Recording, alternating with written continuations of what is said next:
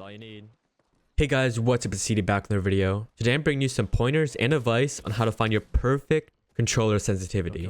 I'm only going to go over advanced look control sensitivities in this video.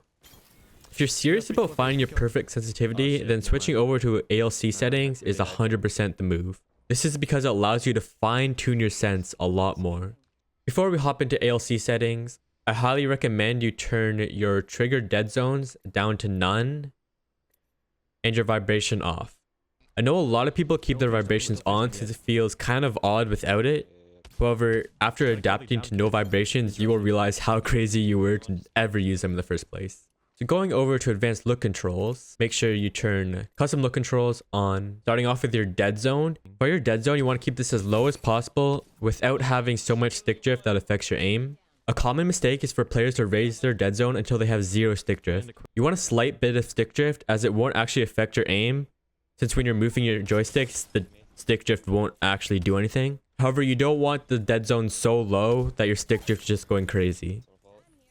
Also keep in mind that this dead zone setting only affects your right thumbstick. And if you want to adjust the dead zone on your left thumbstick, you have to go out of ALC settings and then mess with this movement dead zone. There's only 2 options, small or large. I recommend having a small. However, if you're moving a lot without actually touching your controller, go over to large. The lower your dead zone, the more precise your aim can be, as the small input you make will only register if it's outside of the set dead zone. In an ideal world, everyone could run 0 dead zone. However, almost every controller has some stick drift, so you will probably have to adjust it to suit you. For example, my old controller, I had to run like 8 dead zones so my stick drift didn't go crazy. However, right now I'm running 3. The outer threshold setting determines how far you have to push on your thumbstick before the extra yaw and pitch are enabled. Keep this at 1% unless your controller is struggling to register it. Then you can increase it as you see fit. However, for most people, 1% is going to be fine. Alright, so response curve. Response curve is by far the most important setting when trying to find your perfect sensitivity. The response curve determines how sensitivity actually ramps up. If you have it on 0 or 1, then you are essentially playing on a completely linear response curve. This means that your sensitivity will ramp up at a consistent pace. If you look at this little graph thing, it actually shows you what your sensitivity response curve actually looks like. If you see me move it all the way up to 31, you see how it starts off really slow and then it ramps up more and more. And then if you put it all the way to 0, it's just linear all the way through. Linear settings allow you to be very precise and also control recoil a little bit easier.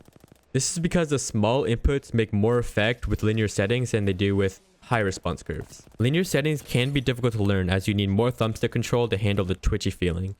So for a newer player or someone who hasn't sunk a lot of hours into the game, it might not be worth switching over. If you move up to 8 to 10 response curve, then you will be playing at a more classic response curve.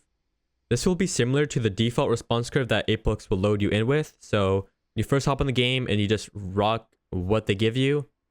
They're probably going to give you around 8 to 10, I'm pretty sure. Running a high response curve allows aim assist to catch a little bit more. I would recommend keeping a response curve between 0 and 10, as a higher response curve will create inconsistencies in your aim. To find your perfect response curve, I would start at 0, then slowly move it up until you feel comfortable. Now moving on to per optic settings, you want to slowly increase the multiplier as the zoom level increases. I recommend simply copying what I'm using right now and adjusting them if you feel anything moving too slow or too fast. So for example, if you put on a 2x4 optic on your flat line or something and you realize that your 4x optic is not moving fast enough for you, move this up. And then I would recommend also moving all the ones above it up as well. However, this is what I'm using right now and it works pretty well for me. This first block of sensitivity values is all your Hipfire sensitivity. Starting with the yaw and pitch values. Yaw speed is the horizontal sensitivity and pitch speed is your vertical sensitivity. As a general rule of thumb, you always want your pitch speed to either be the same as your yaw speed or a little bit lower. I recommend keeping these values between 150 and 500. The lower it is, the better your aim will be in most cases. However, if you move it up, then your movement will be better. I'd recommend starting on a lower sensitivity like 150, and then slowly moving it up as you feel comfortable. Movement's really important in Apex, however, if you're not hitting any shots, then it's not worth running the high sensitivity. If you want to have the precise aim of a lower sensitivity while also having the fast movement, then you want to use extra yaw and extra pitch. If you are finding you aren't moving as fast as you would like with your sensitivity, then you can start messing around with these. Extra yaw and extra pitch increases your sensitivity if you move all the way to the edge of your thumbstick. For example, if you set your yaw speed to 250 and you set your extra yaw to 250, then if you move all the way to the left or right on your thumbstick, your sensitivity will be 500, 250 plus 250. I recommend keeping the ramp up time and ramp up delay values at 0% all the time. They can create inconsistencies in your aim, and the only time I would recommend trying them out is if you already found your perfect sensitivity and you want to kind of try something new. The next block of sensitivity values is your ADS sensitivity.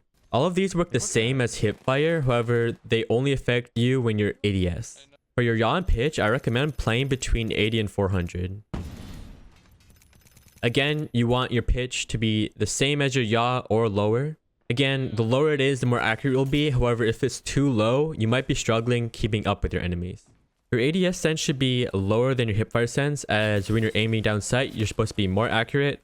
And when you're hipfiring, you're probably going to be focusing on movement more.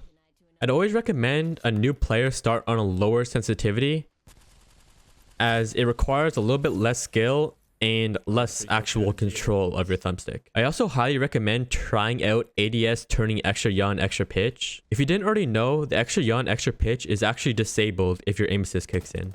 This allows you to quickly swipe across your screen and lock on your target with ease. For example, I'll set this to 0, 0, extra yaw and extra pitch, I'll set to 250. You'll see my normal sensitivity is really slow. This is my extra yaw and extra pitch. If I swipe over an enemy, you see I just like lock on. I'm not controlling this at all. This is all the sensitivity. I know this example is kind of overboard, but I'm just showing you so you kind of get the idea of what it does. What am I witnessing? I also really like ADS turning extra yaw and extra pitch because it allows you to run a really low sensitivity and still be able to keep up with your enemies. For example, if this guy is running across the screen and my sensitivity is really slow and I can't keep up, I can quickly swipe to the edge of my thumbstick, catch up, and then my aim assist will lock in and I'll be back on my low sensitivity.